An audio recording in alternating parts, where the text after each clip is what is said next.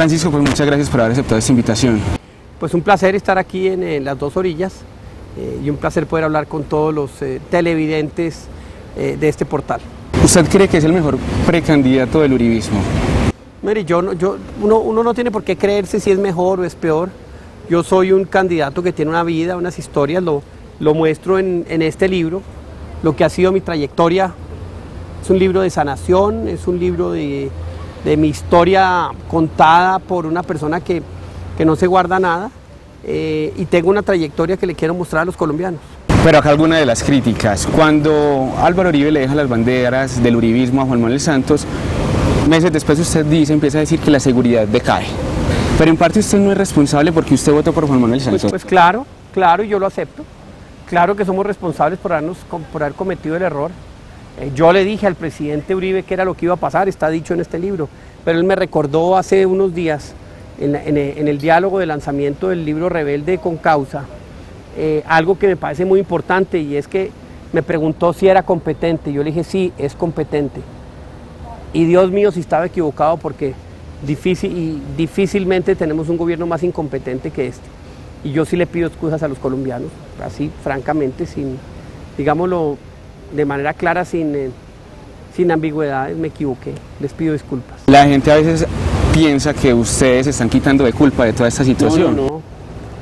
No, asumimos las que tocan, pero otras no. El presidente plantea que la crisis del agro es nuestra, falso. Nosotros recuperamos 1 millón de hectáreas de alimentos, de cultivos, que se han perdido en los 90 durante la apertura unilateral de Gaviria. Nosotros triplicamos la inversión del Ministerio de Agricultura de 400.000 a 1.8 billones de pesos.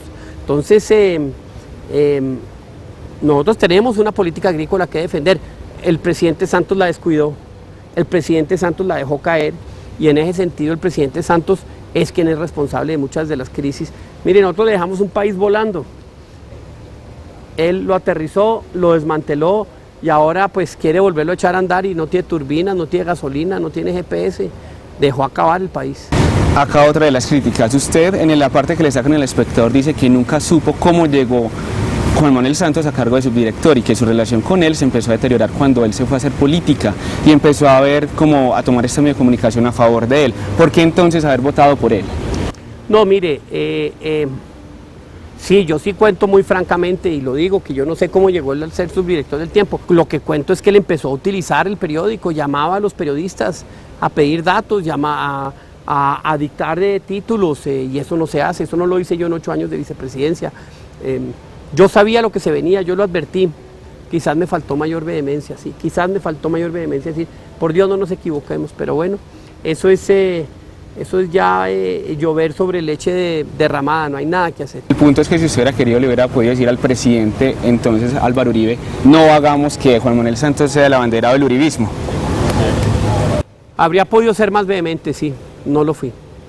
Les pido disculpas, ¿qué hago? Francisco, sigamos hablando de la presidencia como para aprovechar el tiempo. Usted ha dicho que si se llega a firmar un acuerdo de paz con las FARC, se abre un marco de impunidad, ¿es correcto? Sí, totalmente. Pero ¿no es acaso impunidad que el gobierno de Álvaro Uribe haya extraditado a las principales cabecillas del paramilitarismo? Yo no veo total incongruencia en esa pregunta. Impunidad que unos señores estén en la cárcel, estén pagando finalmente por los delitos más terribles, que masacraron, violaron, asesinaron, y están en la cárcel. No, eso impunidad no tiene nada. Y ya tendrán que venir aquí a responder por sus delitos en Colombia también. A lo que quiero llegar es que ellos, antes de ser narcotraficantes, fueron asesinos y asesinaron a miles de colombianos, claro, pero no han pagado. Quizás una de las críticas que más le hacen a Álvaro Uribe fue la ley de víctimas, y esa fue una de las banderas de Juan Manuel Santos como precandidato. No, esa no fue una bandera de Juan Manuel Santos. Él prometió dar la renovación a la ley de víctimas, sacarla adelante. Pero a ver, mire, yo creo que es muy importante uno tener como los hechos muy claros cuando tiene un debate público, y eso es bueno, y esta discusión es buena. El presidente Santos fue el que más se opuso a la ley de víctimas en el gobierno cuando era ministro de la Defensa y cuando era precandidato, porque decía no se puede equiparar a la guerrilla con los militares, que fue nuestra oposición. La ley de víctimas es igualita a la que dejamos nosotros lista y que se hundió precisamente por esa diferencia. Llegó al gobierno y cambió. Yo creo que uno no cambia de esencia así. Yo tengo un discurso de víctimas muy claro y el gobierno tiene un discurso de víctimas muy claro, como nunca lo hubo en este país, y eso es lo que queremos defender en un debate público. Hay miles de víctimas se preguntan cómo las van a reparar ellos extraditados en Estados Unidos. Eso fue en el 2008, van 5 años y no se ha sabido nada de esas víctimas. Es que nosotros asumimos la reparación desde el Estado, que es como tiene que ser. Mire, yo estuve en Sudáfrica mirando cómo había sido la Comisión de Reparación y Reconciliación de ellos, o de verdad y reconciliación. No hay nada que repare más que la verdad. Y aquí con las FARC no va a haber ni verdad, ni reparación, ni cárcel, ni nada. Hoy le escuché a Héctor Abad una cosa muy interesante, dijo, ¿por qué no le aplican la ley de justicia y paz a las FARC? Ya, yo acepto eso. Si ellos se someten a la ley de justicia y paz, yo soy el primero en apoyar el proceso de paz, porque ha habido más verdad que nunca pensamos la iba a haber bajo la ley de justicia y paz. Eso sí que hubo verdad. Hablemos ahora de esos testimonios de los paramilitares. Usted también lo han sindicado de haberse reunido con ellos. ¿Qué opina de esos testimonios? Pues mire, yo di la cara ante la justicia, llevamos 7 años, mis abogados han ido a Estados Unidos a que muestren pruebas, no ha habido ninguna prueba, pero yo sigo pues ahí, está abierto un proceso. Uno esperaría que lo cerraran, para un lado o para otro. Cuando Caracol Radio reveló el año pasado todos los testimonios de Jorge 40, de Mancuso y de Don Berna, que se les indicaban a usted haberse reunido con ellos, no, es que yo me reuní con ellos, sí, yo sí lo acepto, y está en el expediente, con testigos como periodista, hablando de lo que estaba pasando en las autodefensas.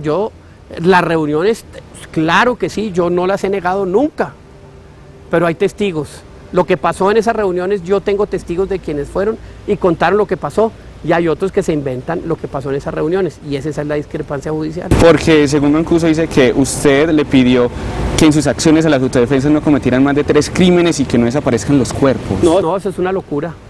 Eso es una locura, uno plantear un tema como esos a las autodefensas. Inclusive, creo que el alemán estaba en esas discusiones, y el alemán cuenta que eso es pura carreta, pero bueno, mire qué hace uno.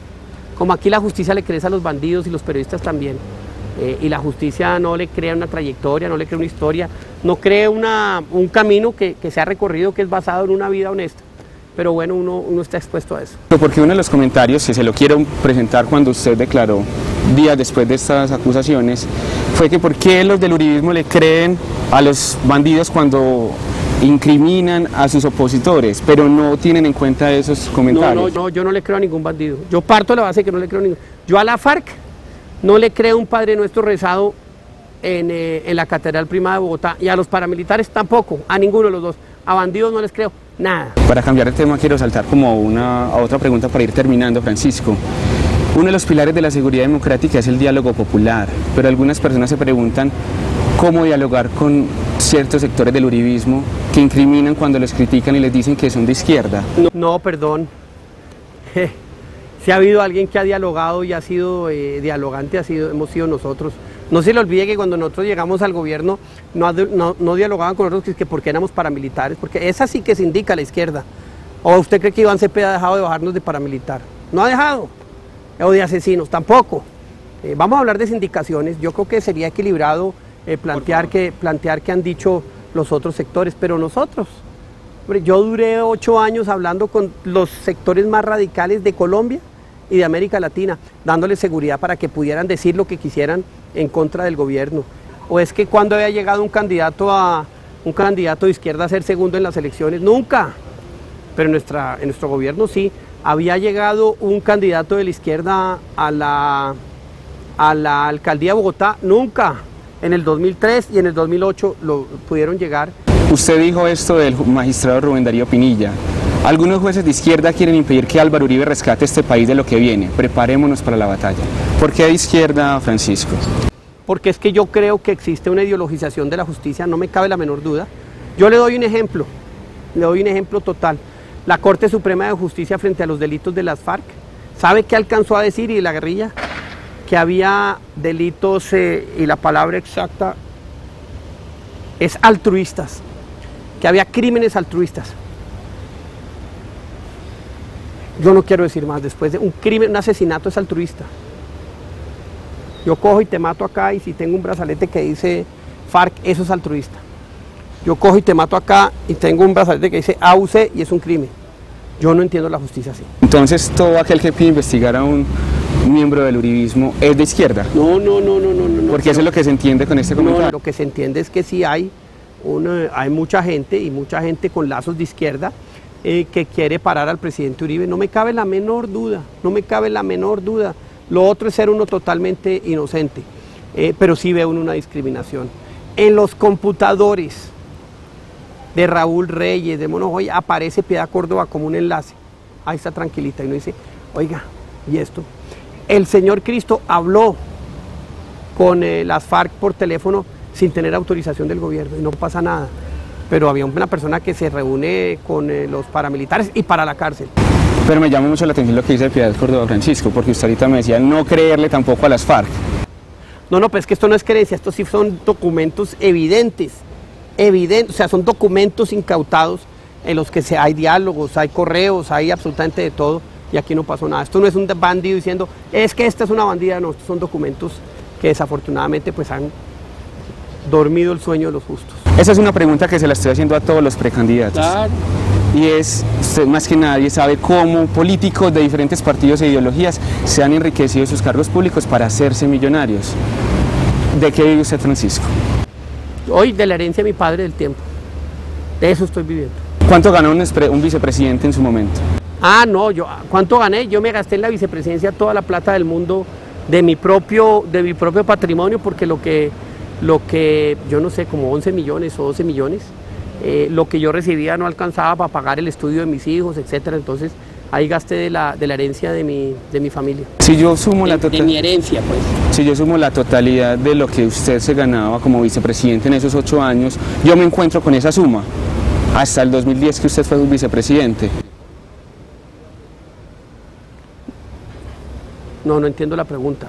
Lo que pasa es que usted tiene que saber que yo tengo un patrimonio desde antes, que lo lo hicieron mis padres y mis abuelos con el tiempo, pero ahí están todas las cifras, eso está en una declaración de renta que no tiene absolutamente... ¿Las tiene publicadas? ¿Usted tiene las de... Pues yo las publiqué cuando era vicepresidente y ahorita que entra a la presidencia también van a ser públicas. Es un patrimonio absolutamente claro y transparente que tiene, digamos, la historia de una herencia de mi padre, una herencia de mis abuelos, una herencia del tiempo del año 2007, 2008, 2007 yo creo, cuando se vende el tiempo. ¿Se puede considerar que usted es millonario? Soy acomodado, sí, soy acomodado, no, ¿por qué voy a decir que no? Francisco, muchas gracias por haber aceptado esta invitación. No, nada, muchas gracias, un saludo, una delicia estar aquí en EAFIT, en este espacio tan hermoso, y yo los invito a que compren este libro. Sí va a financiar la campaña porque no tenemos plata, pero sobre todo es un acto de transparencia de un colombiano que le dice a otros, oiga, crean en mí, y lo primero es siendo absolutamente transparente de manera descarnada como soy en este libro.